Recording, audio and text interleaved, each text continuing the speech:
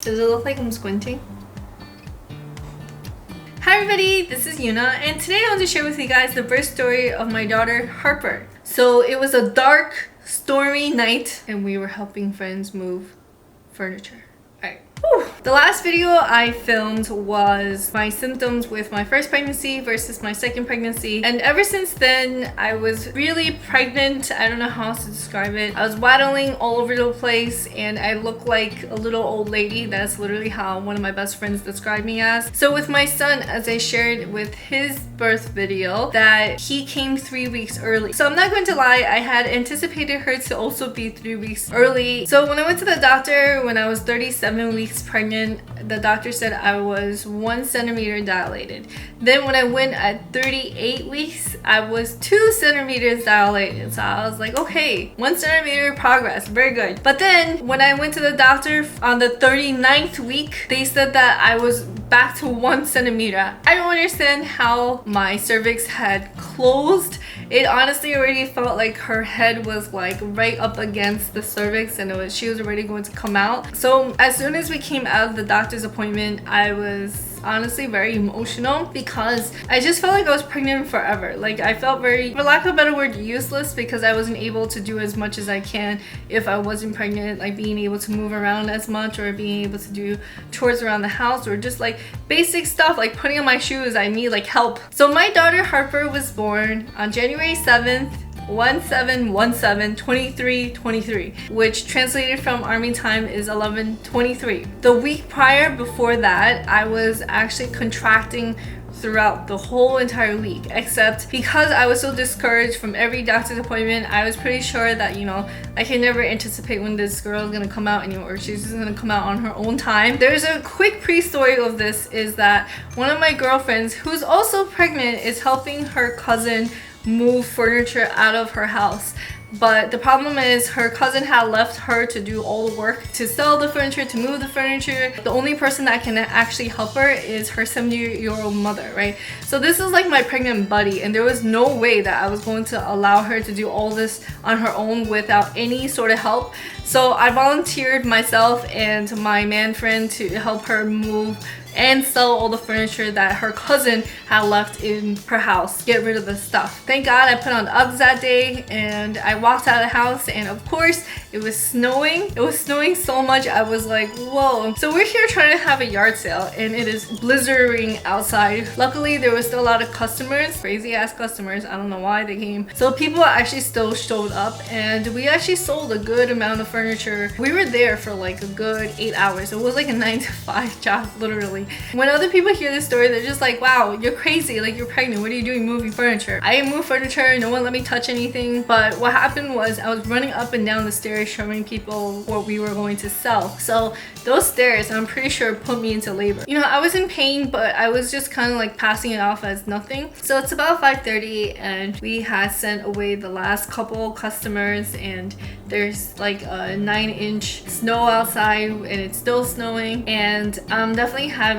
much stronger contractions. I'm measuring the contractions and they're about like every 2 to 3 minutes, and my friend and her mother is like, okay, we're gonna drop you off at the hospital. And I'm like, no, it's fine, don't worry about it, it's probably nothing, just drop me off at the subway. And then my man friend's not helping because he's also saying like, oh yeah, no, don't worry, we'll just take a taxi. They're like, no, we're taking you guys to the hospital. So, you know, after some back and forth, we're on our way to the hospital and I'm in my friend's car.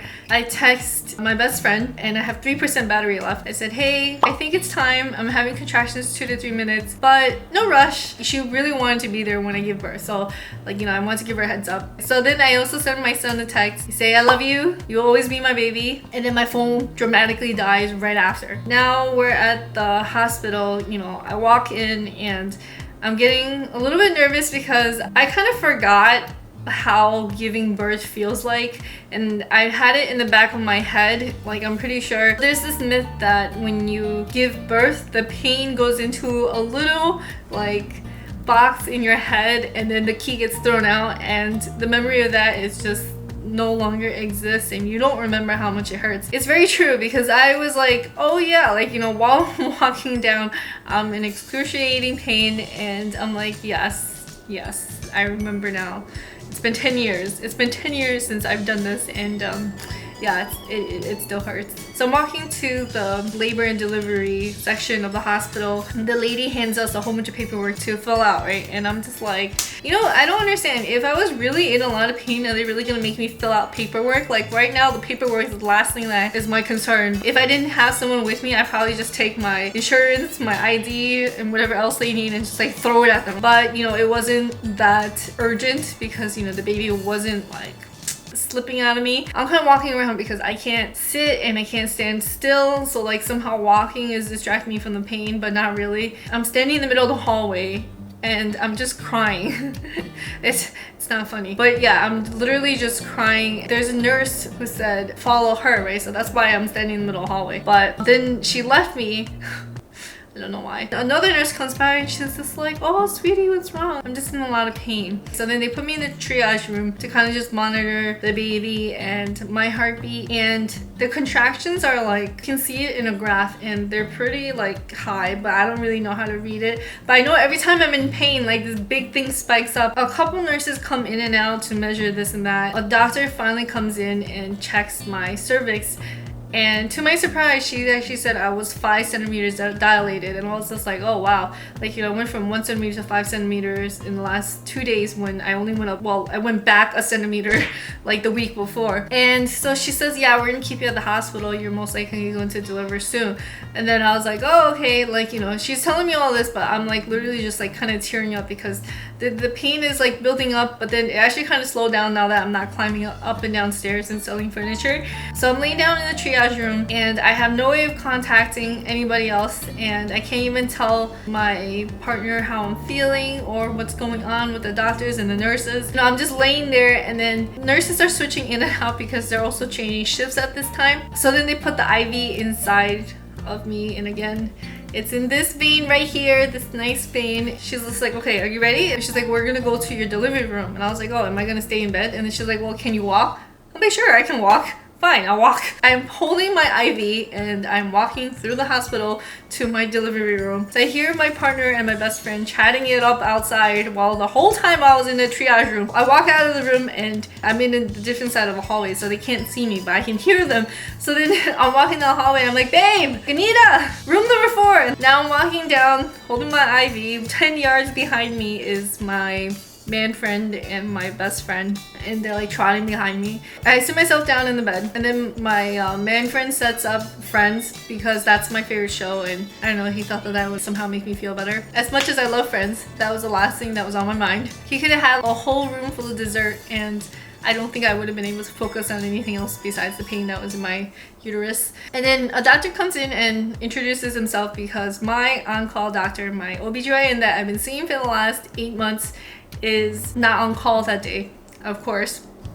So I'm like, all right, sure, nice to meet you, sir. And he's just like, all right, I'm gonna check your cervix. What's your birthing plan? And I'm like, what do you mean? Was I supposed to have a birthing plan? It's a birthing plan. And he's just like, well, our birthing plan is that we are going to see how many centimeters you are, and then if you want epidural now or later, but it's going to be harder later because you're going to be in a lot of pain and you won't be able to stay still while we try to stick a giant needle up your spine. And I was like, oh, okay.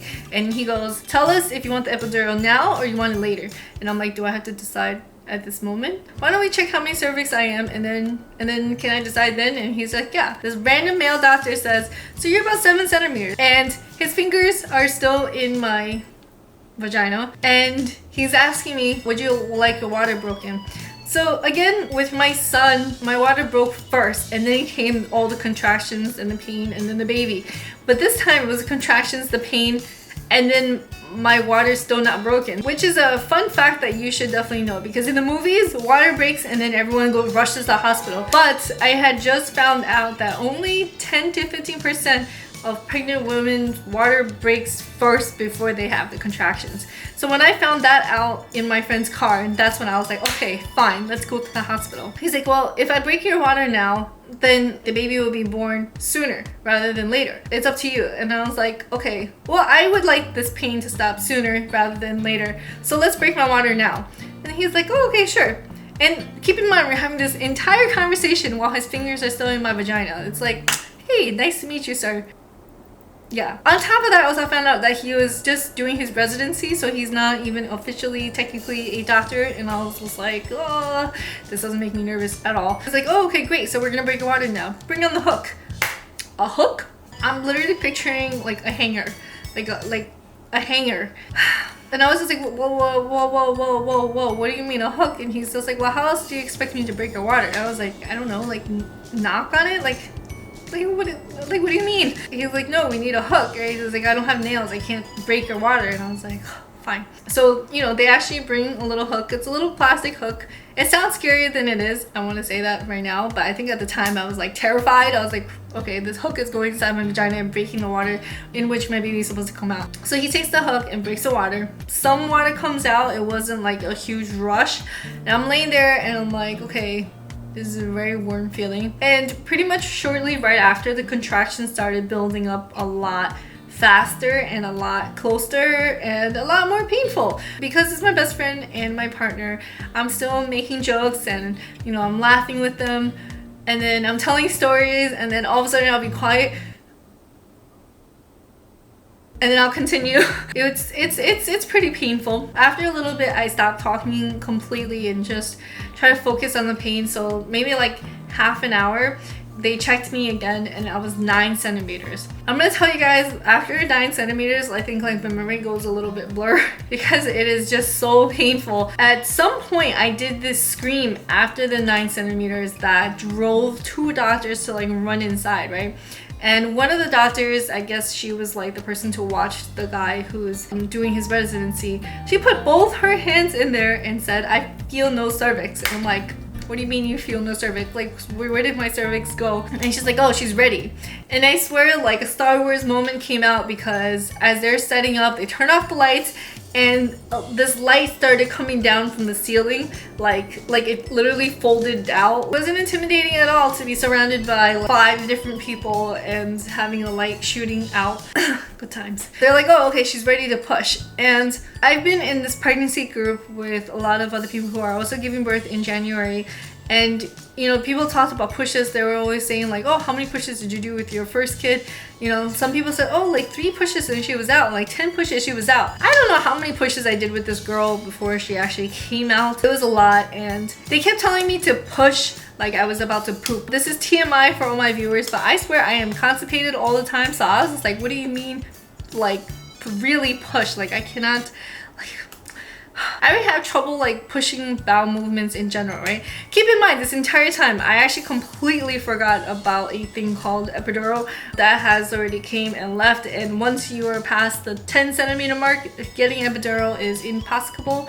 Pushing, I'm trying so hard to push, but nothing's coming out, and they're saying that I'm not pushing like the way that I'm supposed to be taking a big poop. I don't know, like the timeline kind of just goes all over the place, because once you're in pain, you don't know how long it's been. It feels like you're in pain for like hours and hours and hours, but actually it's only been like 30 minutes. I'm having a really good support system because my best friend and my partner is like literally guiding me and reminding me to breathe, but I'm literally not hearing any of them. And at some point, an oxygen mask even goes above me. It's like very dramatic. My eyes are like going all over the place because I'm literally like crying and I'm telling them I can't do this anymore. I'm apologizing, saying I'm sorry, I'm sorry, I'm sorry. So my main nurse, the one that was like kind of with us ever since I came into the delivery room, she's like this crazy Russian lady, and she yelled at me every time I wasn't listening to the doctor, aka pushing or breathing. It's literally like a team of 5 people telling me to push and push and push.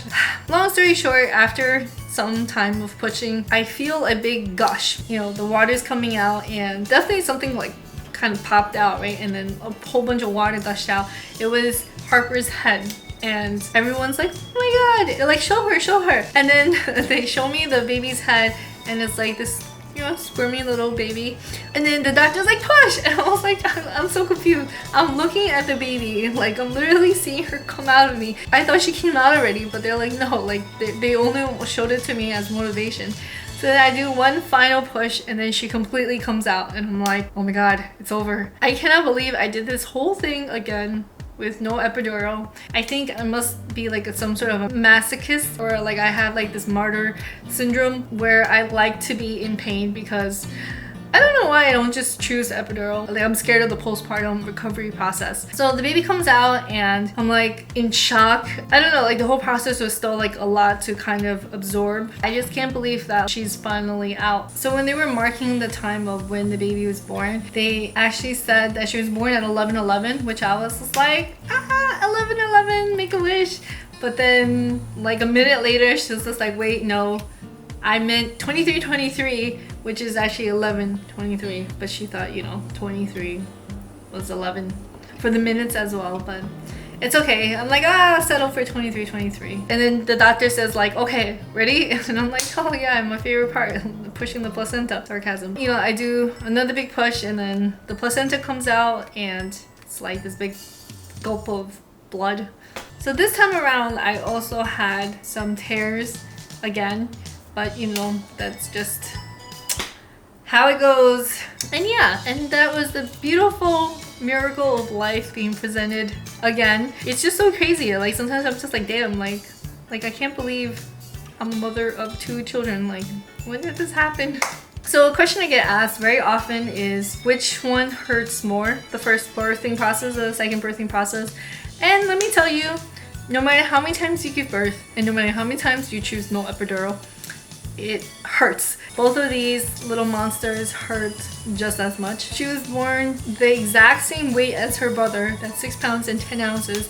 And I'm like, damn, what are the chances of that? And she was 1 inch shorter than David. But overall, Harper is a very happy, healthy little girl, and I am very blessed to have 2 very healthy children.